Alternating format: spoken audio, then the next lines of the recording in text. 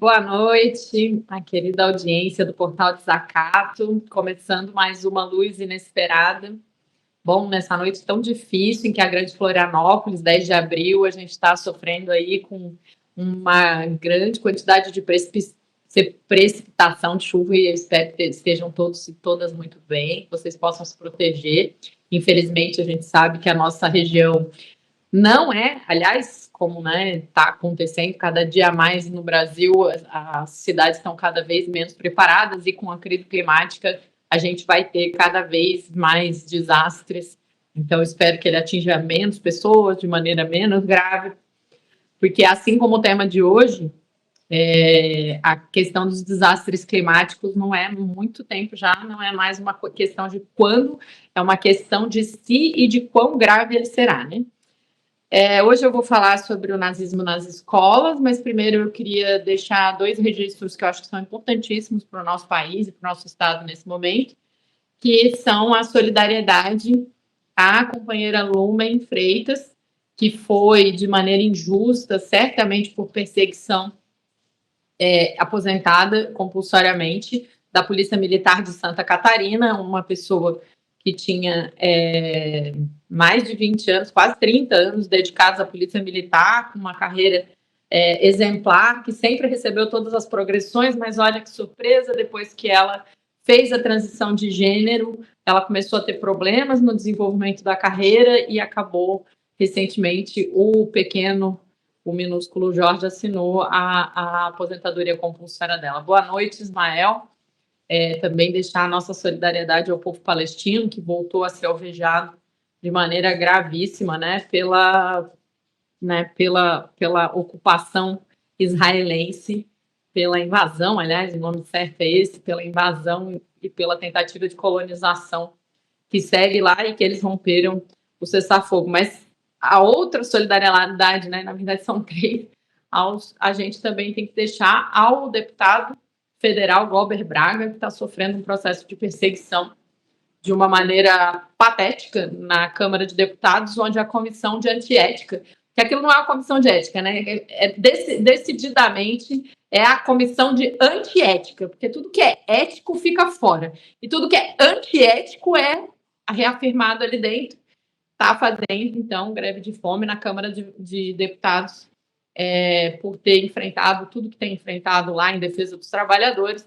A gente afirma aqui que a gente está com o Glauber Braga, que a gente tem certeza que o pedido de cassação dele não tem nada a ver com o fato dele ter perdido a cabeça defendendo a mãe, que estava no leito de morte, quando foi ofendida por aquele perseguidor, por aquele mau elemento do movimento Brasil Aprisionado com o nome de livre.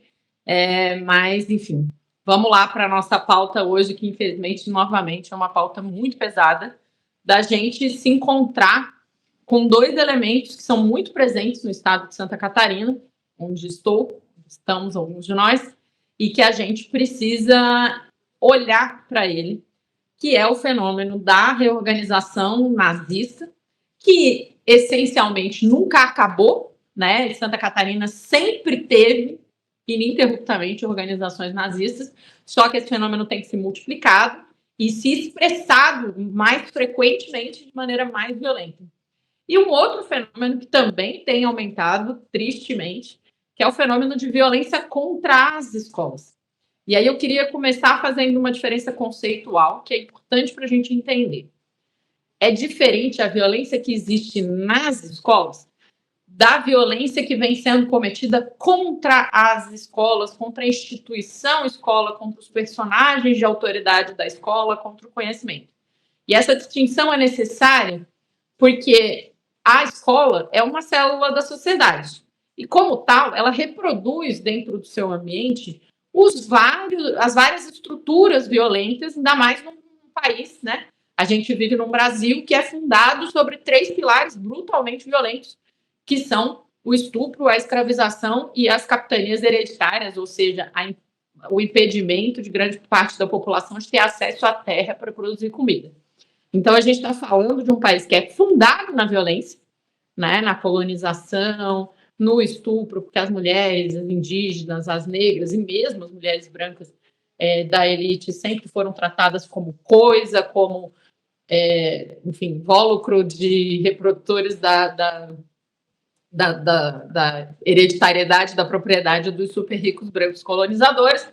Esses super ricos vão mudando ligeiramente de perfil, a gente troca para os latifundiários e, bom, seguimos com eles até hoje, mas nascem os banqueiros, alguns industriais, que vão ganhando poder político no nosso país, mas a verdade é que o nosso país é fundado na violência, é fundado em governos ou estruturas de governo estatais autoritárias. Boa noite do Rio ao Mar, querida Thalia. E a gente vai lidando com essa violência. Então, a escola, ela reproduz o racismo, a misoginia, o classismo, a violência, o convívio violento, o próprio comportamento da masculinidade tóxica, né, se reproduz dentro da escola. Então, a escola nunca foi um passeio, nenhum lugar só de flores. Ele sempre teve reproduções em vários níveis da violência estrutural da sociedade. Mas a gente vem observando de 2001 para cá, particularmente, existem alguns fenômenos que são mais graves, particularmente o ataque de Realengo, o ataque de Suzano, o ataque de Blumenau, que são ataques às escolas. Esse fenômeno, ele é muito brutal, porque ele significa um ódio social a dois elementos importantes da nossa sociedade: o conhecimento e a autoridade das mulheres. Nessa sociedade misógina e machista que a gente vive, patriarcal, a escola é um dos poucos lugares onde as figuras de autoridade, com muita frequência, são mulheres. As diretoras, as coordenadoras, as pedagogas e, principalmente, massivamente, as professoras, dependendo da rede. Na educação infantil, é mais de 90%, no ensino fundamental passa de 80%, na média, a representatividade de mulheres exercendo o ensino. Isso significa que a escola é um lugar de autoridade das mulheres. E esse vai ser um elemento muito importante para a gente entender a violência contra as escolas. E um outro elemento é que é o lugar do conhecimento. E quando a gente está em processos sociais de degradação, quando a gente está numa supercrise do capitalismo, quando a gente está no recrudescimento de ideologias autoritárias, de ideologias que são assumidamente violentas, racistas e machistas, misóginas, a gente tem a escola como um alvo preferencial desse lugar, porque o conhecimento e a arte são dois elementos que trazem para as pessoas o reconhecimento e a compreensão da sua própria existência na sociedade. São lugares onde a gente tem a oportunidade de acessar a realidade como ela é. Vocês lembram que há uns episódios atrás a gente estava discutindo a diferença de essência e aparência. Então, a única oportunidade que a classe trabalhadora tem, né, que a grande maioria do povo tem, de acessar a compreensão da realidade que não é maquiada pela ideologia da classe dominante, é na escola. A escola é um aparelho ideológico da burguesia, ela é usada como forma de opressão, de exploração também, de formar a força de trabalho que vai ser adequada para ser explorada, mas, ao mesmo tempo, quando você acessa o conhecimento, você sempre tem a oportunidade de refletir, de acessar a realidade como ela é e de se perceber como um explorado. Não é uma pessoa... Você compreende que você não é pobre porque você se esforçou pouco, mas você é pobre porque você nasceu numa família pobre e a sua família e você são explorados por alguém que extrai a riqueza de você e acumula para ter luxo e para poder fazer mais exploração. Você tem a oportunidade de reconhecer os processos das diferenças dos diversos grupos sociais e você vai compreender, você vai ter oportunidade de compreender que se você nasceu com a pele preta, provavelmente você vai ser muito mais explorado, você vai ter muito menos oportunidade, você vai entrar e você vai entender que isso não tem a ver com alguma coisa do seu perfil individual, a não ser uma coisa que você não escolheu, que é a cor da sua pele, e que isso tem raiz nesse sistema escravista que foi localizado, que permitiu a acumulação primitiva dessa burguesia que explora.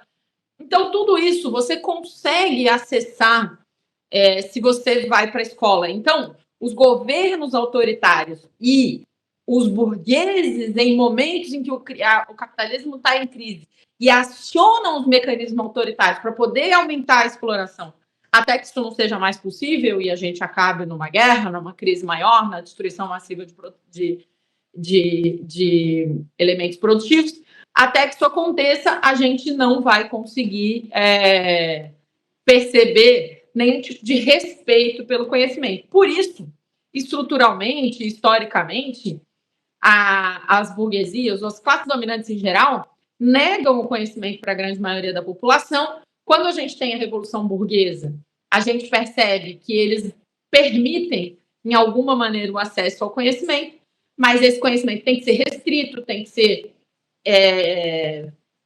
incapaz de dar os instrumentos suficientes para poder a população fazer a sua reflexão, e tem que ser o mínimo possível, aliás, só aquele suficiente para aquela força de trabalho ser adequadamente explorada e gerar valor, e gerar mais valia para essa classe burguesa.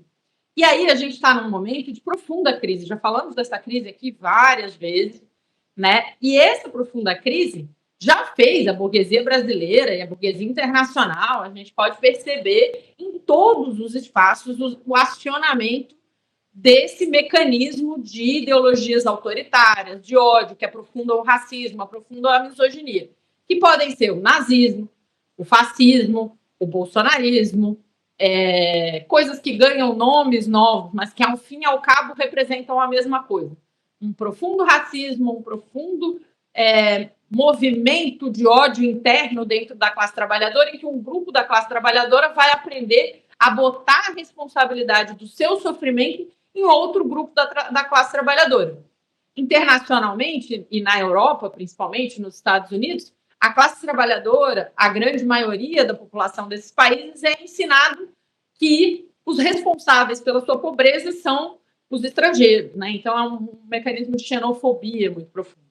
A gente olha para o Brasil e a gente percebe que aqui o racismo sempre foi um elemento muito forte e a misoginia é o outro elemento muito forte, que fazem esse processo.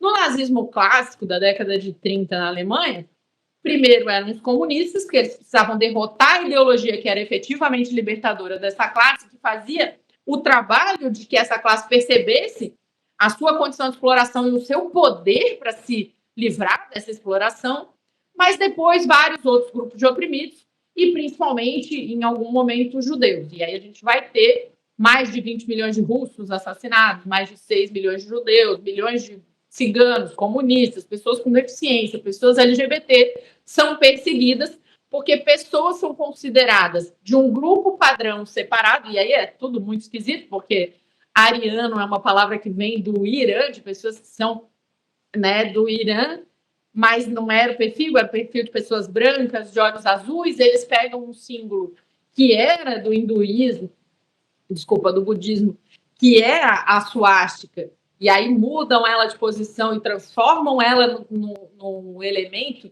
de representação dessa violência. A gente tem até número que representa isso, tem uma guarda, tem um trabalho muito importante de inculcação na juventude dessa ideologia. Coisas parecidas acontecem com o salazarismo, com o fascismo italiano, mas a gente percebe que não são realidades nacionais somente que criam as condições, mas uma crise estrutural do próprio capitalismo. Quando a gente voltar depois do nosso intervalo, a gente vai conversar um pouquinho sobre como isso manifesta na escola e por que a gente teve esse ataque e por que a postura da prefeitura é uma postura de esconder. Mas a gente já volta depois de conhecer quem está financiando aqui o nosso trabalho. Este programa é apresentado graças aos nossos apoiadores culturais.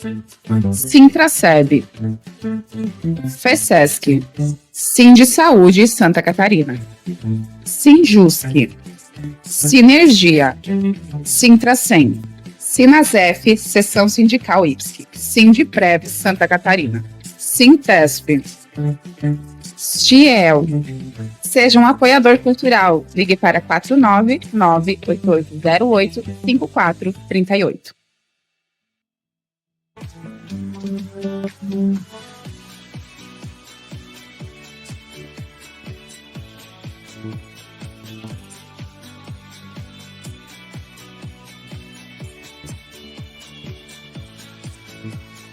E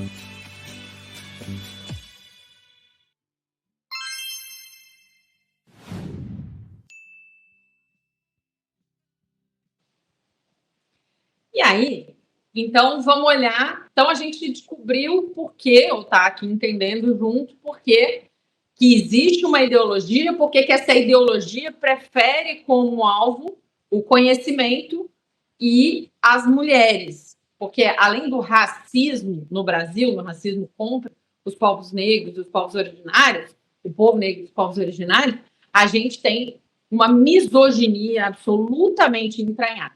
E essa ideologia, ela atua particularmente em relação aos jovens. Por quê? Porque o capitalismo não oferece resposta para a juventude, não oferece perspectiva, não oferece condições de estudo, não oferece condições de vida, não oferece condições de realização de projetos individuais. Essas pessoas estão em construção e elas não percebem alternativa e perspectiva de vida. Então, elas começam, elas têm dificuldades de relacionamento, elas estão com problema de saúde mental, elas não conseguem acessar os bens de consumo, elas não conseguem estudar, elas têm sonhos. Às vezes não consegue nem ter sonhos, e quando consegue ter sonhos, não consegue fazer nenhum passo para realizá-los. É ensinado a colocar a culpa e a responsabilidade sempre em si próprio, pela ideologia meritocrática, mas também em grupos também da classe trabalhadora, para que eles nunca percebam que os verdadeiros responsáveis são os capitalistas, os banqueiros, os latifundiários, né, os super ricos, para que nunca aconteça mais o que aconteceu nos Estados Unidos, em que o Luigi foi lá e assassinou um CEO de uma super empresa. Isso que ele assassinou o CEO, que é um super gerente muito rico, mas não assassinou o dono, que na verdade é o grande responsável, mais ainda do que o CEO. A gente vivendo nesse processo, o que acontece? E aí a gente precisa identificar, de 2001 até hoje, a gente teve em torno de 50 ataques às escolas no Brasil. O Brasil não tinha um histórico desse tipo de coisa. Isso começa a ser fomentado por uma ideologia perigosíssima que foi construída por artífices dessas ideologias que estão trabalhando diretamente para a grande burguesia para poder gerar esses mecanismos de dominação. E o primeiro deles foi a lei da mordaça, né? A lei da chamada escola sem partido. O que a lei da escola sem partido vai fazer? Até então, na sociedade brasileira, com toda a precariedade... Não, na verdade, são quase 50 ataques, viu? De 2001 até agora, foram quase 50 ataques. Se você pegar essa lei do escola sem partido, ela, na verdade, foi uma lei criada para acabar com o respeito social que um grupo social tinha, apesar de não ter valorização financeira, nem valorização profissional. O que acontecia? As professoras, elas eram respeitadas socialmente como eram os padres, como eram os médicos. Você tinha uma sociedade, principalmente nas cidades do interior, nas comunidades periféricas, em que as professoras eram autoridades. E essas pessoas começaram a se mostrar para eles perigosas pelo simples fato de serem mulheres e de oferecerem conhecimento científico, ou seja, oferecerem instrumentos para a população sair da aparência, fugir da ideologia e acessar a realidade como ela é. Pouco, tá? Muito menos do que a gente precisaria. Mas essas pessoas começam a ser atacadas, sendo acusadas com um termo que eu acho maravilhoso, que é doutrinadoras. Né? Então, essas mulheres, principalmente, mas as universidades, as escolas, os institutos de pesquisa, as bibliotecas, tudo que é associado a conhecimento, é associado aos doutrinadores, onde a gente vai recriando a ideologia que foi muito importante para criar o nazismo, que era o anticomunismo. E aí a gente precisa dizer aqui, todo anticomunismo é fascista. Isso não significa que você precise ser comunista, mas você precisa entender que todo mundo que criminalize, que coloca todos os problemas na sociedade no fantasma, entre muitas aspas, do comunismo, ele na verdade, ele está construindo a sociedade do ódio ao conhecimento. E aí, a escola sem partido começa a criar um caldo de cultura, do mesmo jeito que a gente vive numa sociedade que tem uma cultura do estupro, a gente passa a viver numa sociedade que tem uma cultura da criminalização do conhecimento e da criminalização dos profissionais do conhecimento, das pessoas que exercem o ofício de oferecer a socialização e a produção do conhecimento. Então, você começa a criar essa criminalização.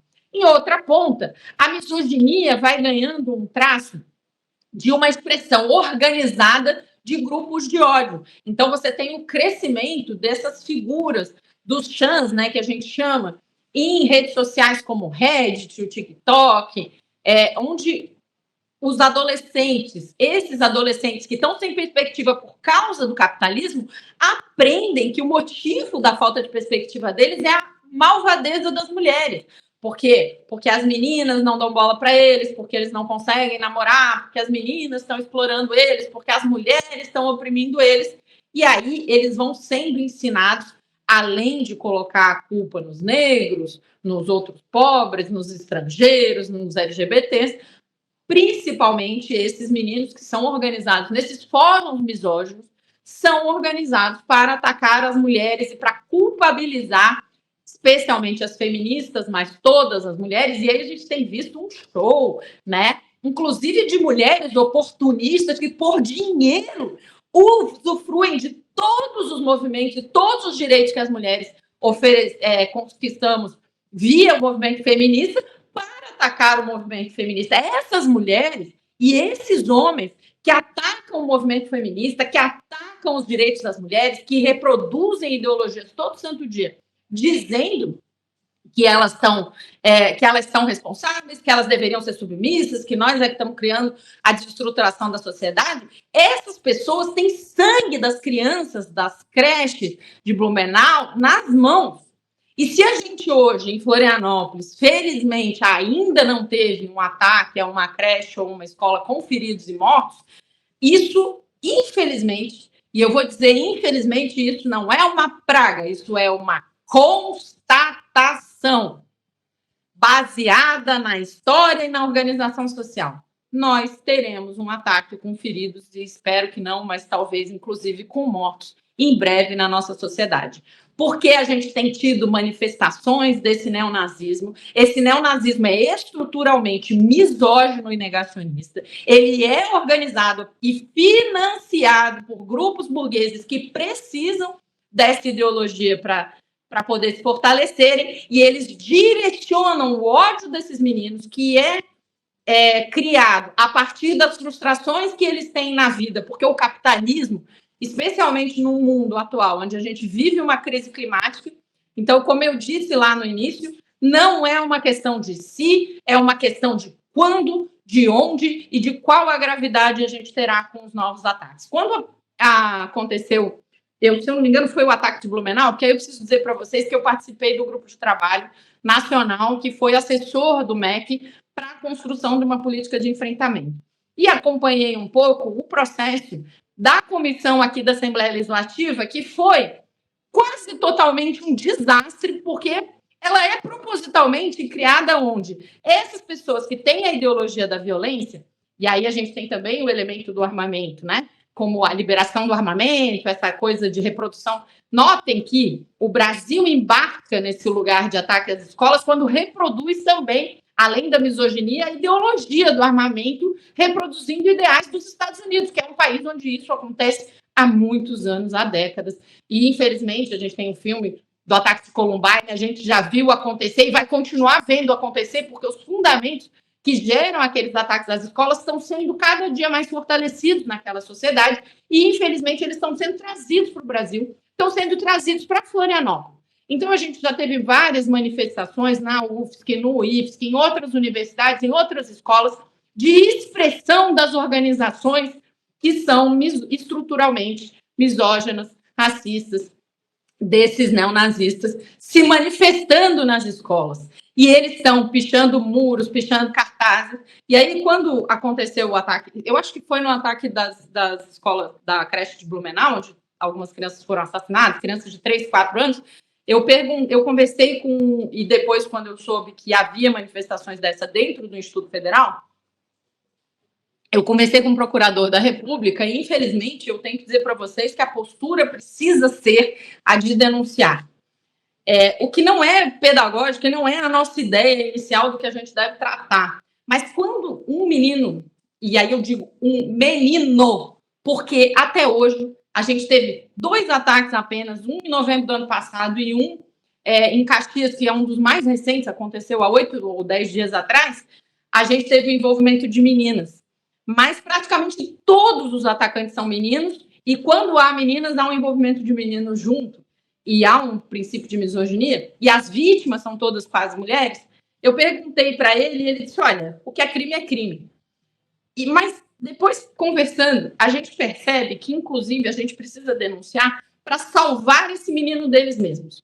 E por que eu digo isso? Porque, na maior parte dos casos, o menino que ataca, ao ferir uma professora, uma colega, uma criança, com elementos que são armas de fogo, facas que têm associação com personagens e com jogos onde você, na verdade, está afirmando forças misóginas, de masculinidade tóxica, você percebe que aquele menino acaba com a própria vida.